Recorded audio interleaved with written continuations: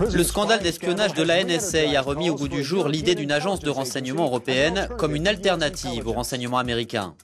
Avec les drones et le GPS Galileo, cela pourrait renforcer les efforts pour créer une politique de défense et de sécurité commune. Mais les leaders européens sont-ils prêts à mettre en commun leurs ressources, leur argent et leurs secrets? Serait-ce juste une autre nouvelle couche de bureaucratie européenne? Ou avec le service européen pour l'action extérieure faisant déjà du renseignement, est-ce le moment de s'y appuyer pour assurer la sécurité commune de l'Europe? Bonjour et bienvenue dans The Network, un débat intense avec un réseau de personnalités qui font l'actualité.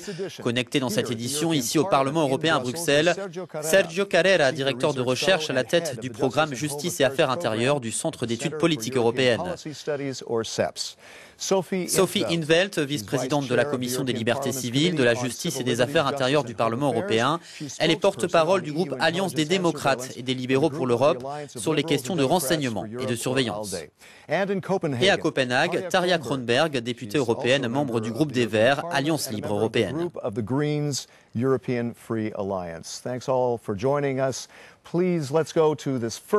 Première question, Sergio, avons-nous besoin d'une agence de renseignement européenne pour faire contrepoids au renseignement américain, comme l'a déclaré Mme Reding? Je ne pense pas que ce soit vraiment faisable. Ce qui est absolument nécessaire dans une relation unilatérale, ce sont des valeurs communes et un modèle pour l'instant inexistant fixant ce qui est légitime et ce qui ne l'est pas concernant le travail des services de renseignement au sein de l'UE. Nous avons déjà quelques agences au niveau européen, Europol et l'INSEN, qui doivent être mieux surveillées.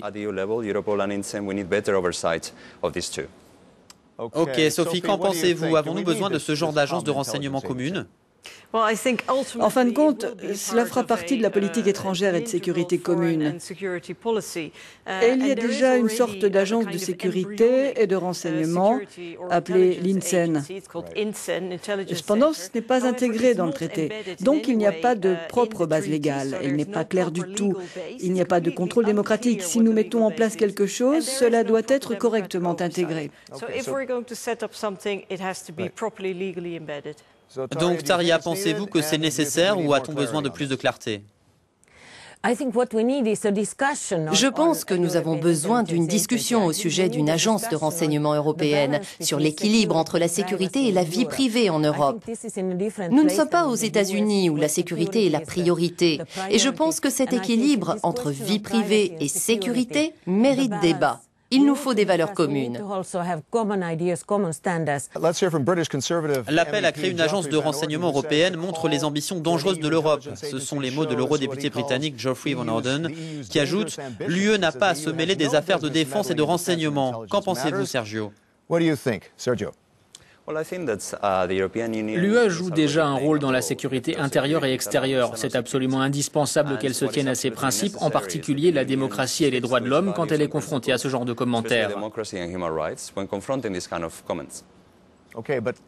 D'accord, mais certaines personnes affirment que si l'Europe avait plus utilisé le renseignement pendant la guerre des Balkans, pendant la guerre du Golfe, alors les choses auraient peut-être été différentes. Qu'en pensez-vous, Sophie? Eh bien, c'est difficile à dire avec le recul. Mais si on va vers une véritable politique étrangère et de sécurité commune à part entière, je suppose que ça en ferait partie. D'ailleurs, je trouve ça drôle que ce soit un conservateur britannique qui s'y oppose, car ce sont toujours les Britanniques qui poussent très fort en faveur de politiques de sécurité et du renseignement. Mais il y a une question de souveraineté nationale, et on dirait que les 28 ne sont pas tous d'accord. Qu'en pensez-vous, Tarja? Tout d'abord, la politique de défense et de sécurité commune a été établie par le traité de Lisbonne, donc on peut raisonnablement penser que c'est le propre choix de l'Union. La question est de savoir ce que recouvre la politique de défense et de sécurité commune. Et comme la stratégie de sécurité européenne considère le terrorisme comme l'une des plus grandes menaces, je pense que nous devons y faire face sérieusement et voir quelle est l'interprétation européenne commune de cette menace. Sergio, pourrait-il en être question entre les leaders européens pendant le sommet ce mois-ci?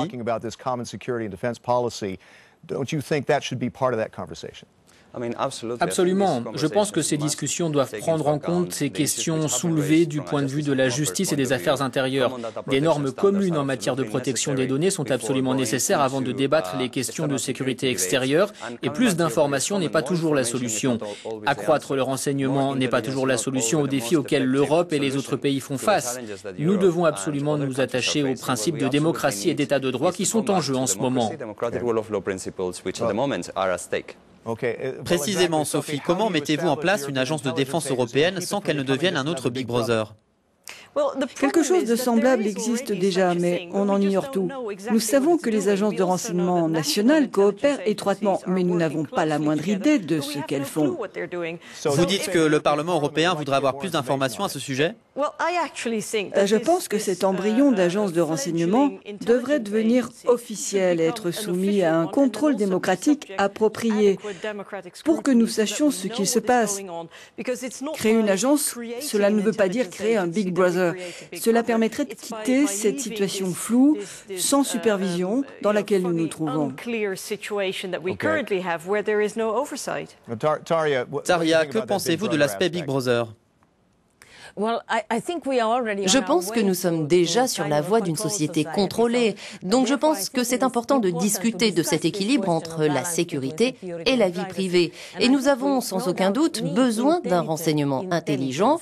Et quelle que soit la solution, elle doit être transparente et ouverte pour qu'il y ait un contrôle démocratique. D'accord, mais Sergio, ne pensez-vous pas que le diable est dans les détails ? Vous avez des gouvernements différents, des histoires, des traditions différentes parmi les 28. Comment vont-ils se mettre d'accord et dire « c'est le genre de renseignement que nous devons faire sans porter atteinte à la vie privée ici en Europe » ? Oui, je pense que c'est un point crucial. Est-ce vraiment souhaitable d'aller vers plus de coopération dans ce domaine ? Il y a toujours tellement de questions sans réponse, du point de vue par exemple de la protection des données et des freins et contrepoids au niveau national. Donc je pense qu'avant de fixer des objectifs ambitieux et une politique étrangère et de sécurité commune, nous devons répondre aux dilemmes existants dans les pays membres de l'Union. Sophie, cela ne pourrait-il pas être un obstacle ? Ne devrait-il pas être dépassé, sans quoi on a l'impression que l'Europe va rester tributaire du renseignement américain ? Je suis d'accord avec M. Carrera sur un point, c'est que le contrôle démocratique des agences de sécurité nationale a échoué et doit être renforcé. Cependant, on voit qu'il y a déjà une coopération importante sur le plan international et européen. Mais c'est parce qu'elle n'a pas de base légale, parce qu'on fait comme si elle n'existait pas. Il n'y a pas de contrôle démocratique. Tarja, pensez-vous que ça devrait rester une coopération ad hoc sur le plan international et non européen ? Non, je pense que c'est important. Il y a cette coopération internationale et il y a une structure qui mène ce genre d'activité. Donc je pense que cela doit être examiné de près. Nous avons besoin d'une coopération européenne dans ce domaine. Le fait que les 28 pays aient une opinion différente n'est pas un argument pour ne pas s'en doter. Je pense que les 28 doivent en discuter afin de trouver une base légale commune. Devrait-il y avoir plus de contrôle du Parlement européen à la manière de ce qui se passe au niveau des États ? Oui, je pense que c'est très important que le Parlement mette en place un comité permanent observant ce que font les agences de renseignement et leur coopération avec les agences européennes comme Europol et l'INSEN. Il y a un manque de contrôle qui doit être abordé et le Parlement européen est en position de jouer un rôle unique à cet égard avec les parlements nationaux. Sophie, pensez-vous qu'il devrait y avoir plus de contrôle parlementaire ? Oui, en fin de compte, si une telle agence européenne existe, il y a clairement un rôle de contrôle qui revient au Parlement européen, mais nous aurions besoin pour cela de nouveaux pouvoirs. Par exemple, en ce moment, nous conduisons une enquête sur la surveillance de masse et nous avons très peu de moyens. C'est donc très difficile d'atteindre la vérité. Tarja, dernière question. Pensez-vous que l'Europe soit prête à réviser le traité de Lisbonne pour y inclure le renseignement ? Je pense qu'il devrait y avoir un débat sur les libertés civiles et je pense que le Parlement devrait avoir son mot à dire sur cette question. Tarja, merci beaucoup. Je voudrais remercier tous nos invités, Sergio Carrera, Sophie In 't Veld et Tarja Kronberg. À la prochaine et en attendant, restez connectés à The Network.